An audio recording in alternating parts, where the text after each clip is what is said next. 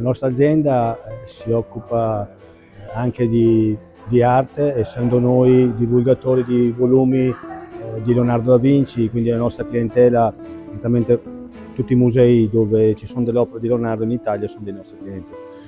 Con 03 c'è un'amicizia, una collaborazione ormai decennale, pertanto quando 3 anni fa abbiamo avuto questa opportunità di rilevare la casa editrice da CB Edizioni, anche con l'aiuto di Giovanni abbiamo poi intrapreso un percorso che inizia, se vogliamo, questa sera, ma poi avrà delle evoluzioni perché siamo già in corsa per l'anno prossimo per fare il Salone del Libro a Torino e crediamo in questa